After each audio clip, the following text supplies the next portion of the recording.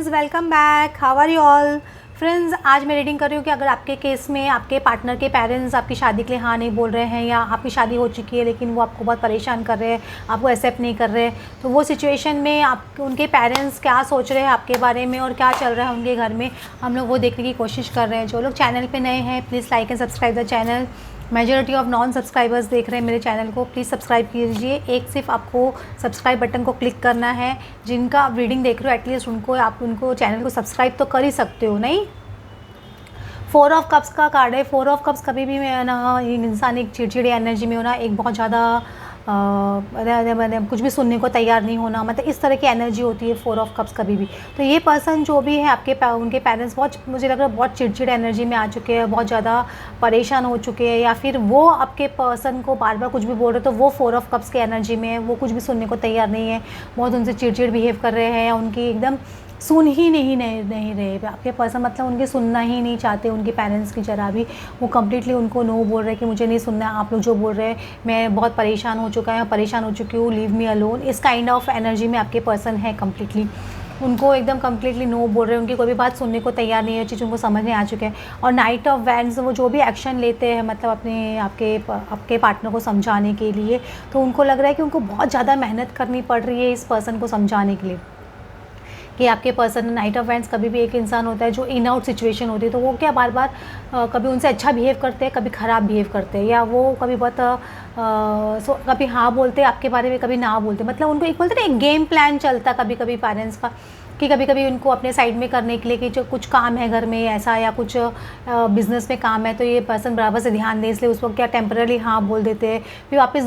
4 कदम आगे आ जाते हैं, 2 कदम पीछे हो जाते हैं। इस तरह की एनर्जी उनके आपके लिए, मतलब हाँ ना कर रहे हैं। तो ये आपके पर्सन बहुत स्ट्रेंथ रख के इस चीज़ के लिए कि ये बहुत ज़्यादा ये, क्योंकि उनको बहलाने की कोशिश की जा रही है बेसिकली, समझ रहे हो? ये पता है कि अब ये लायन के एनर्जी में आने लग गए हैं, ये पर्सन ही अपनी डिसीजन खुद लेने लग गए हैं, सुन नहीं रहा है या सुन नहीं रही है। तो इस तरह के नाइट ऑफ वैंड्स कभी भी इन आउट एनर्जी है, तो ये पर्सन बेसिकली जो है उनके पेरेंट्स इन आउट कर रहे हैं, मतलब हाँ ना कर रहे हैं, मतलब अभी आधा कभी हाँ कभी ना बोलते ना,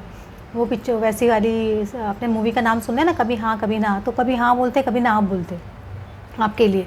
और ये ट्रुथ है, ऐसा आपको अगर डाउट आ रहा है तो ये ट्रुथ है बेसिकली। लेकिन ये इसमें आपका ही फ़ायदा है, क्योंकि एक इंसान एक माइंड में तो हो गया ना कि हाँ की तरफ आने लग गया, पहले कम्प्लीटली ना ही था, अब कम से कम हाँ तो बोलने लग गए ना, हाँ की सोचने लग गए, हाँ बोलने तक की पोजीशन में तो आ गए कि आपको घर में आपको एक्सेप्ट कर ले, आपको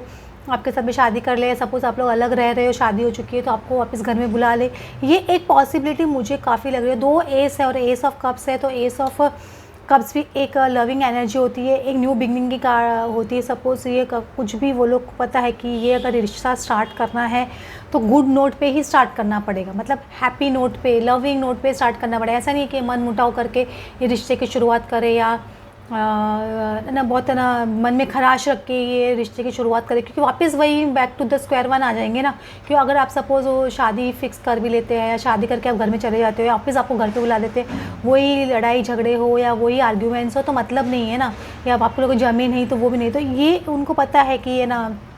जो भी शुरुआत करनी है एक पॉजिटिव नोट पे और बहुत अच्छे लविंग नोट पे शुरुआत करनी पड़ेगी। लेकिन इसमें क्या ये 8 ऑफ सॉर्ड्स आ रहा है, इसलिए भी अभी भी कुछ एनर्जी है, जो ब्लॉकेजेस है, जो उनको ये कम्प्लीटली लव फीलिंग में आने नहीं दे रहा है। कहीं ना कहीं आपके अंदर भी वो एनर्जी है, समझ के चलिए। अगर आप कम्प्लीटली लविंग एनर्जी में नहीं हो,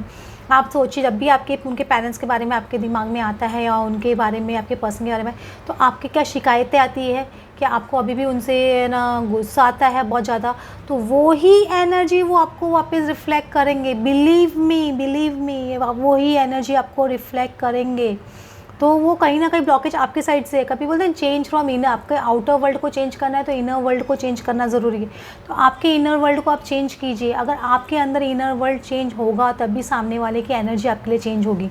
मैं रोज़ हमेशा बोलती हूँ आप लोगों को कि मुझे पता है डिफ़िकल्टी है, यही तो लेयर्स उतारने का काम है 3D लेयर्स का। मतलब समझ रहे हो, आपके ऊपर जो 3D लेयर चढ़ गई है गुस्से की, एकदम है ना एंग्रीपन की, और ना अपने खाली अपने बारे में सोचने की, तो वो सारी आपको निकलना ज़रूरी है, आपके नेगेटिव लेयर्स उतरना ज़रूरी है। इनर वर्क का यही फ़ायदा होता है, सारे नेगेटिव लेयर्स उतरते जाते हैं धीरे धीरे धीरे, आपको कुछ शिकायत नहीं होती। आपकी लाइफ में गॉड एक टेस्ट और भी लेता है कि आपको कुछ दे रहा है, नहीं दे रहा है, नहीं दे रहा है तो भी आप खुश हो, भगवान के ऊपर एकदम इतना ट्रस्ट रहता है कि यार गॉड आप जो कर रहे हो मुझे पता है, अगर इसने आपने मुझे ये चीज़ नहीं दे रहे हो अभी, या सपोज़ आपका कोई बिज़नेस चल रहा था, आप फ्लरिश कर रहे थे, अचानक आपका बिज़नेस स्लो हो गया,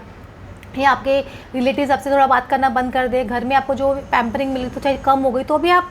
कूल रहते हो कि नहीं ठीक है, मुझे लग रहा है कि हाँ ये गॉड मेरा टेस्ट है, मेरे अच्छे के लिए ही है ये चीज़। या आपके पर्सन अभी आपको वापस रिप्लाई नहीं कर रहे अभी भी आप तो, और वो उनके पेरेंट्स अच्छे से बिहेव नहीं कर रहे, आपके अंदर रहता है कि ये मेरे शायद अच्छे के लिए होगा, मुझे गॉड पूरा ट्रस्ट है आपके ऊपर। जब ये एनर्जी में आप आते हो ना, एकदम सरेंडर और फेथ वाली एनर्जी में, तभी सामने चेंज दिखता है, ये याद रखिएगा।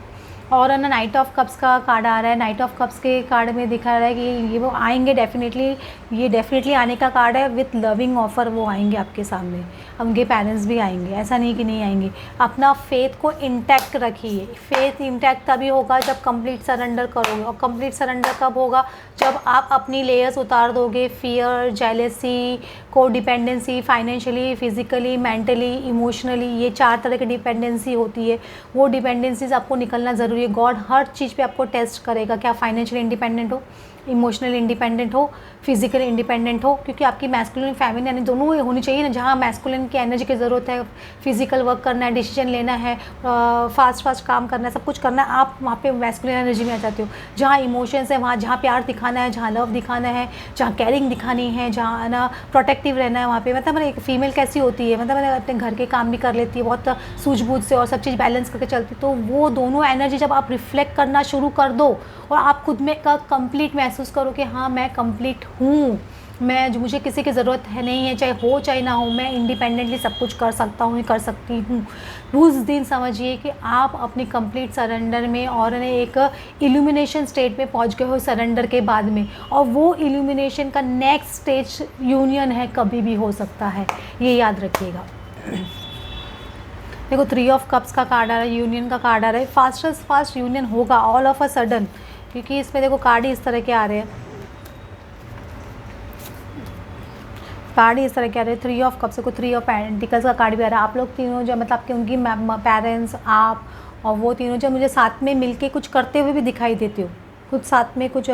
या तो वर्क करते हुए दिखाई देते हो या साथ में घर में कुछ करते हुए दिखाई देते हो, लेकिन डेफिनेटली दिखाई देते हो। और 3 ऑफ कप्स एक यूनियन का कार्ड है, मतलब तीनों पार्टी साथ में मिलके, मतलब उनके पेरेंट्स भी, आप भी, वो आपके पर्सन भी, तीनों मिलके एंजॉय करना, ये 3 ऑफ कप्स का है। मतलब ये सिचुएशन में 3 ऑफ कप्स आपको ये इंटरप्रिटेट करेगा, ये यूनियन होगा आप लोगों का तीनों का, और फास्ट होगा, क्योंकि ये आपकी अभी डेस्टिनी जो स्लो पेस पे चल रही थी ना, जैसे जैसे आपके इनर वर्क बहुत लास्ट स्टेज पे आने लगता है, आपकी वो गति फास्ट हो जाती है, आपके कर्मा क्लियर होने लग जाते हैं, तो वो आपको वैसे जैसे आपके नाइट हाउस और समझ वैसे वैसे आप आगे बढ़ने लग जाते हो। और ये टावर कार्ड आ रहा है तो डेफिनेटली फास्ट मुझे नेगेटिव नहीं दिख रहा है इसमें, ऑल ऑफ अ सडन कुछ होगा। So all of a sudden आपको ऐसा कुछ मालूम पड़ेगा, ऑल ऑफ अ सडन ऐसे कुछ आपका पर्सन का मैसेज ड्रॉप होगा, ऑल ऑफ अ सडन आपको एनर्जी खुद को शिफ्ट महसूस होगी, ऑल ऑफ अ सडन आप हैप्पी फील करोगे, ऑल ऑफ अ सडन कुछ भी हो सकता है, समझ रहे हो ये तरह का। तो नाइट ऑफ वैंड्स एक एक्शन लेने ओरिएंटेड कार्ड भी होता है, ये पर्सन को एक्शन लेने के लिए कहा जा रहा है, प्लस स्टेबिलिटी के साथ में एक्शन लेने को कहा जा रहा है, क्योंकि स्टेबल ग्राउंडेड होना भी बहुत ज़रूरी है। सामने वाला ईगो में एक्शन नहीं ले सकता है, ईगो में सिर्फ लड़ाई झगड़े होंगे, ईगो में सिर्फ एक दूसरे को नीचा दिखाना होगा, ईगो में सिर्फ अपनी ही प्रेज़ होगी कि मैं ही सब कुछ हूँ, मैं तुम पे एहसान करूँ, वो एहसान नहीं हो सकता है। स्टेबिलिटी मतलब इंसान ग्राउंड टू अर्थ, आपको रिस्पेक्ट के साथ में एक आपको अपने घर में एक्सेप्ट करना, उसको हम्बलनेस के साथ में, उसको बोलते हैं स्टेबिलिटी। तो वो स्टेबिलिटी में आपके पर्सन आएंगे और आपकी एक नई शुरुआत करेंगे। एस ऑफ सॉर्ड्स वहाँ पे देखो, बहुत मैं जब भी बोलती हूँ हमेशा कंफर्मेशन आता है, एस ऑफ सॉर्ड्स मतलब एक new beginning, truthful beginning definitely आप लोग का वेट कर रही है, ऐसा नहीं है कि वेट नहीं कर रही है। तो अगर आप लोग को टेंशन आती है ना, तो ये रीडिंग जो आप देख रहे हो, मतलब गॉड ने आपको दिखाया है कि ये आपका फ्यूचर हो सकता है, हो सकता नहीं होगा, लेकिन बस खुद पे फेथ रखिए और इनर वर्क करते रहिए। और जिनको इनर वर्क नहीं पता है उनको मुझसे सेशन लेना पड़ेगा, क्योंकि मैंने अपना पुराना वीडियो उसको हाइड कर दिया है, क्योंकि जैसे मुझे एनर्जी आ रही है वैसे ही करने के लिए, क्योंकि इनर वर्क खाली करना में, वो वीडियो भी आप देख भी लोगे तो आपको समझाना, बहुत सारी चीज़ें समझाना भी ज़रूरी है। तो वो चीज़ आप मुझसे कंसल्टेशन लोगे तभी समझाऊंगी, कि जब मैंने वो इनर वर्क का वीडियो डाला था मैंने कंटिन्यूस आप लोग को गाइड कर रही थी उसमें कैसे क्या करना है।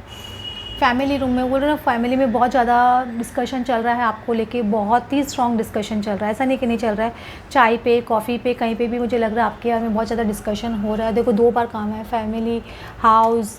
थॉट्स, तीनों 4 चीज़ कंफर्म कर रहे हैं कि आपके बारे में बहुत ज़्यादा डिस्कशन हो रहा है और बातें चल रही है। और भी ये शायद दिवाली का टाइम है तो बहुत ज़्यादा डिस्कशन होने लग जाता है कभी कभी, कि बहुत जन साथ में बैठ के बातचीत करते हैं तो हो जाती है। और तीव का कार्ड आ रहा है तो उनको पता है कि उनकी चोरी ज़्यादा दिन नहीं चलेगी, ज़्यादा दिन वो छुप नहीं सकते, या ज़्यादा दिन चालूगिरी नहीं कर सकते, या ज़्यादा दिन उनकी ओवर स्मार्टगिरी चलने वाली नहीं, क्योंकि आप भी एक बहुत मैच्योर्ड पर्सन में कन्वर्ट हो चुके हैं और वो भी उनके पर्सन में, वो लोग भी बहुत मैच्योर्ड लोग हैं, ऐसा नहीं कि मैच्योरिटी नहीं है। तो उनको पता है कि अगर ज़्यादा दिन ऐसे ही करेंगे तो दुखी ही रहेंगे पूरे टाइम, और दुखी रहने का कुछ मतलब नहीं है, क्योंकि ज़िंदगी में कितने टाइम दुखी रहेंगे, कितने साल इस तरह से निकालेंगे आपको अवॉइड करके, अपनी चालूगिरी करके, और ये दिनों को धक्का देते देते नहीं कि आज मान जाएगा, कल मान जाएगा, परसों मान जाएगा ये पर्सन आपके पार्टनर। वो करने से कुछ फ़ायदा नहीं, क्योंकि उनसे उनकी हेल्थ ही ख़राब हो रही है, उनसे उसकी वजह से वो लोग ही दुखी हो रहे हैं। तो उनको ये चीज़ समझ नहीं आ रही है, तो उसकी वजह से मुझे ऐसे लग रहा है कि अभी आपके पर्सन लोग कुछ ना कुछ एक्शन वहाँ से लिया जाएगा, कुछ ना कुछ वो लोग मैच्योरिटी में आ रहे हैं। मैच्योरिटी गेन होना मतलब ऐसा ही मैच्योरिटी नहीं आती, मैच्योरिटी बहुत मेहनत करने के बाद ही मिलती है, समझ लो। ये इंसान एक ही दिन में मैच्योरिटी गेन नहीं करता है, मैच्योरिटी उनके पास पेरेंट्स को भी होती है, लेकिन एक राहु होता है ना, कभी राहु काल आता है तो वो इंसान क्या माथा घुमा देता है, तो वो जब शांत होता है ना राहु, तभी इंसान एक्शन ले सकता है, ये समझ के जा रही है। वो फ्रेंड्स, आपको आज की रीडिंग अच्छी लगी हो then please like and subscribe. Thanks for watching.